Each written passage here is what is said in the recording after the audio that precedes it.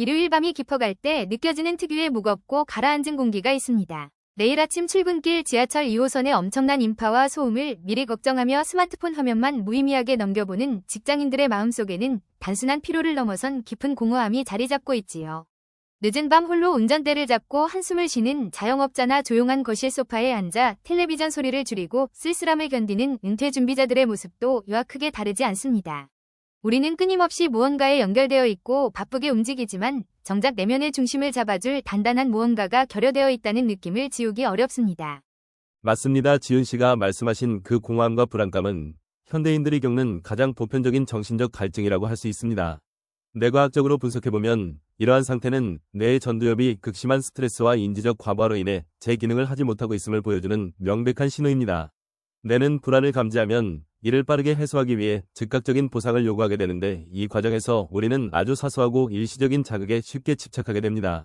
오늘 우리는 이러한 일상의 미시적인 흔들림이 어떻게 개인의 삶을 넘어 사회 전체의 거대한 흐름과 연결되는지 그 본질을 파헤쳐보려고 합니다. 우리는 흔히 반려동물이 주인의 관심을 끌거나 간식을 얻기 위해 특정 버튼을 반복해서 누르는 모습을 보며 귀엽다고 생각하곤 합니다. 하지만 뇌과학의 관점에서 이를 깊이 들여다보면 이는 단순한 유희나 촉각적 반사를 넘어 극도의 불안과 스트레스를 해소하기 위해 스스로 안전하다고 학습한 자극을 찾아 반복하는 생존 본능적 행동에 가깝습니다. 현대인들이 불안할 때마다 특별한 목적 없이 쇼핑 앱을 켜서 장바구니를 채우거나 자극적인 쇼폼 영상을 끝없이 스크롤하는 행위 역시 이와 본질적으로 동일한 뇌의 방어 기제입니다. 즉 우리는 스스로 통제하고 있다고 믿지만 실제로는 뇌가 설계한 일시적 위안의 굴레 속에서 반복적으로 버튼을 누르고 있는 셈이지요. 이러한 미시적인 행동 패턴은 경제학적 관점에서 매우 치명적인 결과를 초래하는 원인이 됩니다. 많은 사람들이 일상에서 소소하게 지출하는 비용이나 사소한 감정적 소비를 대수롭지 않게 여기지만 이러한 미시적 소비 규율의 이탈은 장기적으로 거시적 자본 축적을 가로막는 가장 큰 걸림돌이 됩니다. 스스로 통제하지 못하는 작은 지출들이 반복되면 뇌는 이를 당연한 보상 체계로 받아들이게 되고 결국 미래를 준비하기 위한 자본의 형성이나 생산적인 투자는 원천적으로 불가능해집니다. 결국 스스로의 삶을 통제하는 미시적인 규율을 잃어버리는 순간 우리는 자본주의라는 거대한 시스템의 주도권을 잃고 단순한 소비자로 전락하게 됩니다.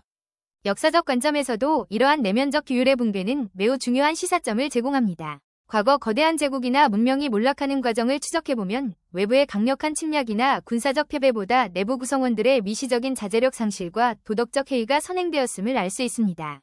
겉으로는 화려한 부와 성공을 자랑하던 로마 제국 역시 개개인의 시민들이 내면의 절제와 공동체적 가치를 잃어버리고 즉각적인 쾌락과 사치에 빠져들면서 시스템 전체가 서서히 붕괴하는 결말을 맞이했습니다. 개개인의 미시적인 통제력 상실은 결코 개인의 불행으로 끝나지 않고 사회 시스템 전체를 무너뜨리는 거대한 몰락의 시작점이 됩니다.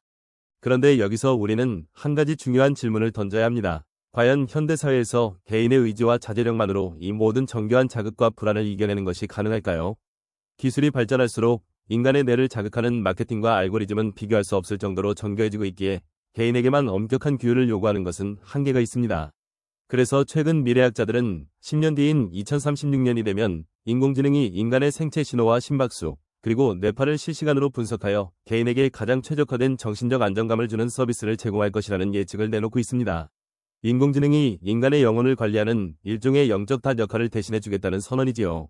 기술이 인간의 정신적 고통을 진단하고 최적의 가이드라인을 자동으로 제시해준다는 발상은 얼핏 들으면 매우 편리하고 혁신적인 해결책처럼 보입니다. 하지만 저는 이러한 기술적 낙관론 뒤에 숨겨진 거대한 함정을 경계해야 한다고 생각합니다. 인공지능이 제시하는 영적 성찰 문구나 명상 가이드에 전적으로 의존하게 된다면 인간은 스스로 고통을 대면하고 사색하는 주체적인 능력을 완전히 박탈당하게 됩니다. 기계가 제공하는 달콤한 위안에 길들여진 인간은 결국 자신의 감정마저 스스로 다스리지 못하는 기술의 종속물로 전락할 위험이 큽니다. 지은 씨의 우려처럼 인공지능이 제공하는 정신관리 도구를 사용하지 않으면 미래의 정신적 경쟁력에서 뒤처질 것이라는 경고는 일종의 공포 마케팅에 가깝습니다. 진정한 정신적 강인함과 내면의 회복 탄력성은 기계가 계산해낸 최적의 데이터 처방전을 소비한다고 해서 얻어지는 것이 아닙니다.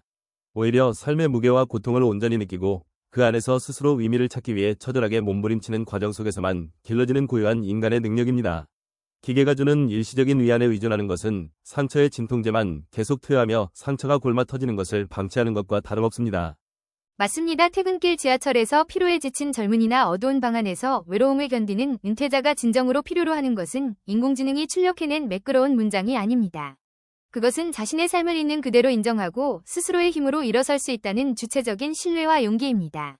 외부에서 주어지는 그 어떤 편리한 도구도 우리 내면의 공허함을 근본적으로 채워줄 수는 없습니다. 우리가 스스로 질문을 던지고 답을 찾아가는 그 서투르고 고통스러운 과정이야말로 우리의 영혼을 단단하게 만드는 유일한 길입니다. 결국 가장 완벽하고 지속 가능한 영적 닻은 외부가 아닌 우리 내면에 스스로 내려야 합니다. 기술의 편리함에 기대움의 순간의 불안을 회피하려 하기보다 일상 속에서 잠시 멈추어 자신의 마음을 정직하게 들여다보는 연습을 시작해야 합니다. 그것이 바로 자본의 유혹과 기술의 지배 속에서 나 자신을 온전히 지켜내고 삶의 주도권을 잃지 않는 유일한 방법입니다. 오늘 밤 스마트폰을 잠시 내려놓고 조용히 숨을 고르며 스스로에게 말을 건네보는 것은 어떨까요? 기계가 건네는 완벽한 위로보다 서툴더라도 내 손으로 직접 써내려가는 오늘의 한 줄이 훨씬 더 강력한 힘을 가집니다. 가장 개인적인 성찰만이 기술이 복제할 수 없는 유일한 인간의 영토입니다.